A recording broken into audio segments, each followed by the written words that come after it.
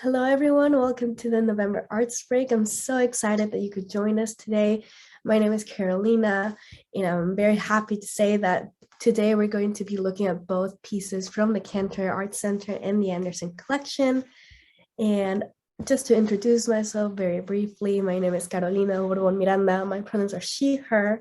I grew up in Tijuana, Mexico, but I also went to high school in San Diego, California.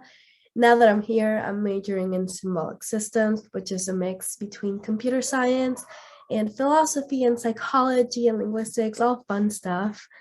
Uh, I am a junior, and during my free time, I like to practice yoga, I write some poetry, and I also love spending time in either the Cantor and the Anderson. I think they're both great spaces on campus, and it's just some of my favorite memories.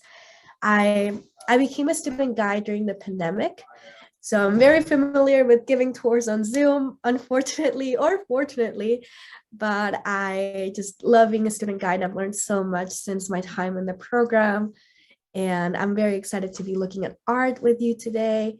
I invite you to make this as interactive as possible. I know I'm the only one whose face we can see, and I'm the only one whose voice we can hear, but I would love it if you just took the chat function and used it as much as you want. If you have any thoughts on the pieces we're looking at, or if you have any questions, please drop them in the chat. I would love to make this very much interactive. And with that, I think we can get started. Just as a brief introduction, if you have not been physically to the Cantor, this is what the outdoor main entrance looks like. What you would see this big Oyo yellow sculpture. It's very noticeable once you approach the Cantor. And behind that, we have the stairs and the main entrance. Here's what the main entrance looks like from the inside. It's a huge building, lots of exhibits, lots of things to see. And here is the Anderson from the outside. If you were standing in front of the Cantor, looking at the Cantor face on, the Anderson would be to your right. And the Anderson collection is a collection of modern American art. It's wonderful. I had not been physically to the Anderson prior to the pandemic, and I now regret it because it's my favorite, and I love all the pieces that are in the Anderson. When you walk in, you could go through the hallway on the first floor, or you could go to the second floor upstairs, and there are so many pieces upstairs. It's quite amazing. And with that, we're ready to get started. Now that we're going to get started, like I said, I do hope this is going to be very much an interactive half hour together. So I do have an activity I want us to go through. And as part of the activity, we're going to be looking at various pieces back to back for just a couple of seconds each. I will ask you one question for each piece, and you will jot down a quick answer for each one, and I will explain what the question will be and what the answer options are. Don't worry, there are no wrong answers. Remember, we're just looking at art, and everybody has their own experience with it. And also, I understand it's counterintuitive that we would be looking at pieces only for a couple seconds. I promise we will go back to each one of the pieces, look at them in more detail, talk about our experiences a lot more. But to begin with, we're going to be looking at them only for a couple seconds. Here's the first piece. And the question is your first reaction to this piece to think that this is a human figure or not? If you think this is a human figure, feel free to drop a 1 in the chat. If you do not think this is a human figure, you can drop a 0 in the chat. All right, I see a lot of interest coming in. Thank you so much for participating. And it's mostly ones. It seems like we're leaning towards ones. All right. I personally, when I saw this piece, I would have answered with a 0. But it's wonderful that everyone has various experiences. Here is the next one, and the question remains the same. If you think this is a human figure, feel free to answer with a 1. If you do not think this is a human figure, feel free to answer with a 0.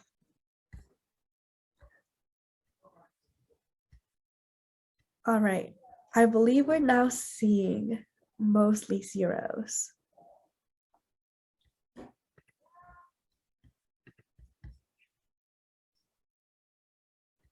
I do see a couple ones. I love seeing a mix of responses. It reminds me that everyone has very much like different ideas when we look at the same piece.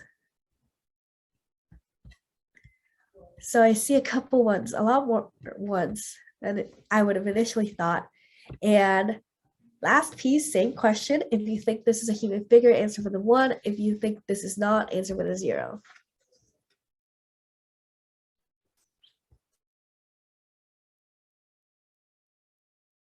I think I'm seeing entirely ones for this one.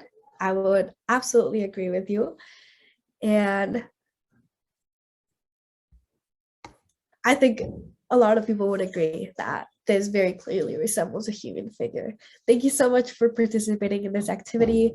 It's good to see that there's people behind the chat, people behind this webinar, because I am only seeing myself right now. So it's wonderful to see your input. Now we're back to the first piece as promised. We do get to look at these for a little bit longer. This is Manuel Neri's Japanese Dancer Series number 2, Mexico. And indeed, it is a human figure. I think what surprised me about this is that I was not able to recognize a human figure until I saw the title. And when I did see the title, I was maybe a little bit surprised, a little bit disappointed in my capabilities to recognize and understand this piece. But what drew my attention the most was the soft line, the curves that to me represented movement, and I saw spinning in this piece. I see a question in the chat. What did you see at first? I don't think I saw any particular object. I was just focused on the lines that to me represented movement and spinning. So I was not so much focused on a physical object as I was focused on an action. But once I saw the title, it's interesting to start to recognize, well, this could be the head, this could be the shoulders of this dancer. But even then, when I was able to recognize all of that, I had to take a step back and ask myself, well, why is it that I didn't expect this to be a human figure? What do I expect of art? And what are my standards for like recognizing a human being? Is it shape? Is it color? Is it shading? Do I have to see features? Or do I have to see perhaps eyes, a nose, a mouth? And in this painting, Neri is not preoccupied with the individuality of this dancer. He's a lot more concerned with the human form as a body, as a form, rather than painting a portrait. And you can see this also when we look at other objects. These are 2 of Neri's other works, and they're also in the Anderson collection, just as the first piece we looked at. And I would also have a really hard time seeing a human figure for the later piece, the piece on the right. Maybe not so much for the left. And it leaves me wondering, well, it seems that I see a neck, a face, the semblance of a nose, maybe the ears are sort of shaded in. And what is it about this piece that makes it easier for me to recognize a human being as opposed to this right here? And then we look at the last piece that we looked at in our activity, and this is the portrait of Sally Fairchild. It's very much a classical definition of a portrait. We see defined lines, we see where her face ends, where her hair begins, and where her clothing begins. We see the shading, the light is coming to the right side of her face and the shade is on the left, as opposed to Japanese Dancer Series number 2, where we just look at what could be the face, but it's entirely shaded. This is perhaps someone who's like turning away from us. And Manuel Neri is not interested in letting us know that this could be a recognizable human that we could see walking down the street. Instead, we're meant to be looking at the body and the shapes that it creates. Somebody commented that it resembles maybe like a gracefully spinning yo-yo, which I completely agree with. There's some yo-yos that kind of have that shape that wind down, and I absolutely agree. Also, I completely forgot to mention this at the beginning of our time together, but I've been feeling a bit under the weather, so excuse me if I have to take some water breaks every now and then.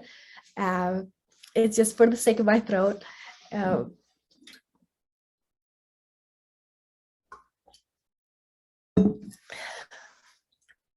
Thank you for your understanding, your patience. Now, I want us to take a look at this piece. This is the piece that most of us did not recognize a human figure in. This title, Reclining Nude with Nathan Oliveira. And I will say this is probably the piece that I have the hardest time understanding, like the set of pieces that we're looking at today. So I was thinking we could do a close looking, and for that we might switch gears from the slides and into the website.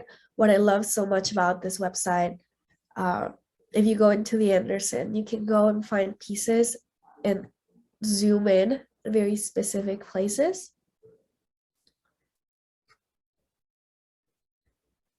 And I want us to just take in this piece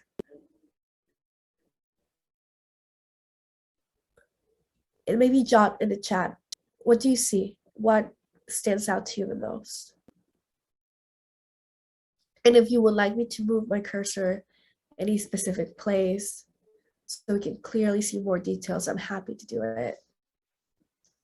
Somebody just said lots of texture. And indeed, Nathan Oliveira, with this painting, he had very thick brushstrokes, which create this texture that we're seeing right here.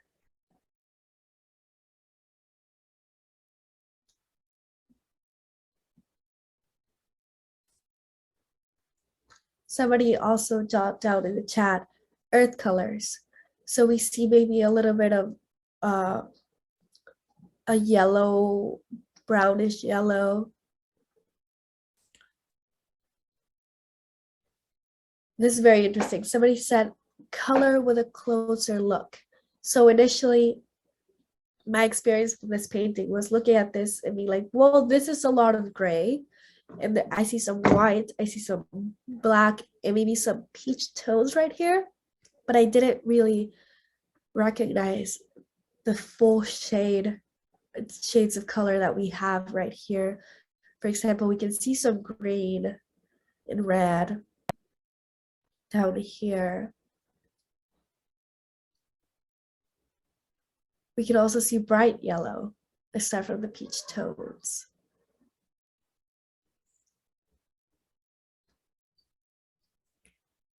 And right here, I'm very interested. Does anyone think of like a specific feature when they see any part of this?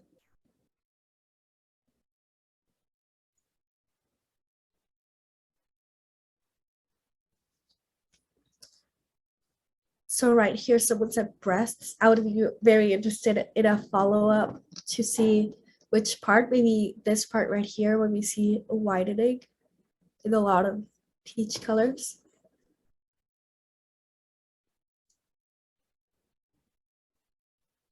And then somebody else said torso right here, perhaps.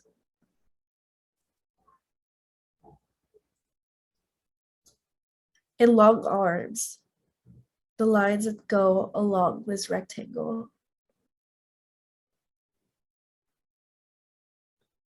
There's also lines on either side. Skinny legs too. So when we go, if we're seeing these as the torso and as the arm, right here, we would have semblance of legs. These lines that go down.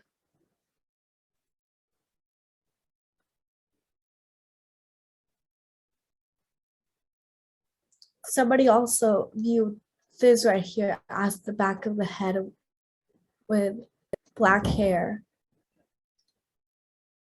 Right here. And that perhaps would mean that the hair just wanders off diagonally. And I like how the silver looks to the right. Looks like a face hiding behind long hair. Perhaps right here.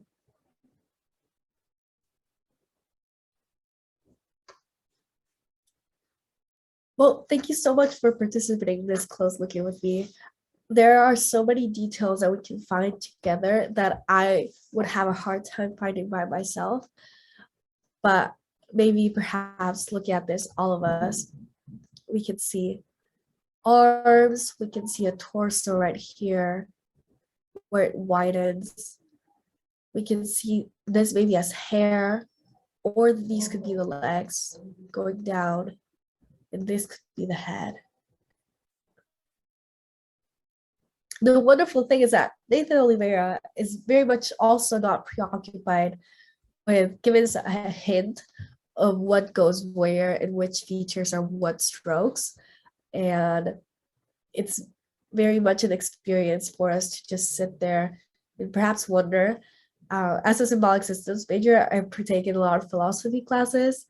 So I really enjoy maybe asking questions to which we don't necessarily have a solid answer to. I think this painting perhaps requires us to be comfortable with not knowing all the answers, which I think is really exciting. And if we go back to the slides,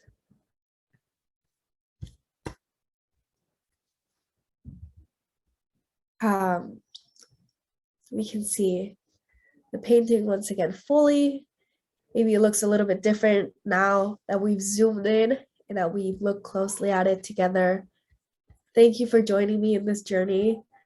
I know it was a very short arts break, but I'll be happy to take any questions now. And I thank you for your participation. Somebody asked, what drew you to this topic? These different ways of depicting the body. One of my favorite classes that I'm taking here at Stanford is Introduction to Developmental Psychology. And one of my favorite fun facts that I learned during that time was that babies, even when they're just newborns, even not fully a day old, they prefer to look at figures or shapes that resemble a human face as opposed to something that does not resemble a human face. And it just goes to show that humans are social creatures, even inherently, and it's sort of written into our biology and passed down. You don't have to be socialized into being a social creature. It sort of just comes naturally to us. And I love asking questions about, well, how does this translate into art? How do we see this playing out in our depictions of the world? But I picked Japanese Dancer Series #2 first because of my initial inability to see a human figure. And that's what got me thinking about this topic in the first place. I then picked Reclining Nude by Nathan Oliveira second, based on suggestions from mentors. And the portrait of Sally Fairchild I picked because it seemed like a very classical representation of what I would expect a human being in art to look like. Somebody else asked, how has the practice of depicting the human form evolved in the past decades? I would say from my understanding of art, initially, maybe in the 16th, 17th century, 18th, it was only people with resources who could hire a painter to have portraits taken of them, which meant that usually when we look back at history, we see all of these paintings and it's mostly wealthy or upper class people wanting to showcase their full wealth and their best clothing, have like the time and the energy to sit down for a portrait and be painted for a long time. Whereas now a lot more people have more access to art, and we can sort of play around with the idea of what is art. And that is very much seen in the Anderson collection, since the Anderson collection is a modern American art and it only depicts art from the past few decades. So I think that's a wonderful question, and I would invite you to maybe visit the Anderson. The Anderson has some really, really great pieces that pose a question of like, well, how do we define art and how do we depict all of these things that we have been depicting for a long time now, but in a different way.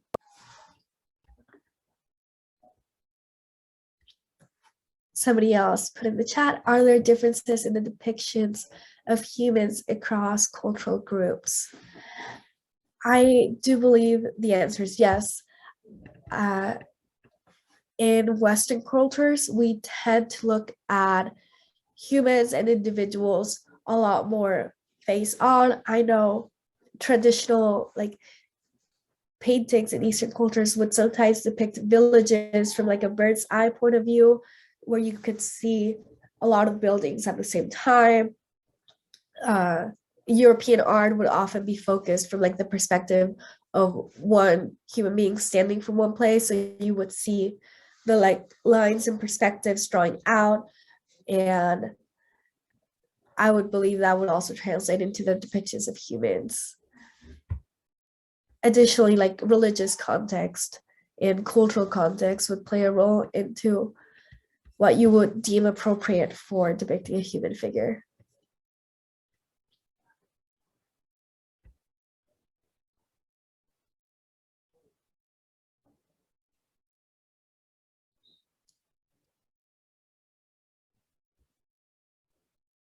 Somebody also put in the chat, if I could speak more of my experience with symbolic systems.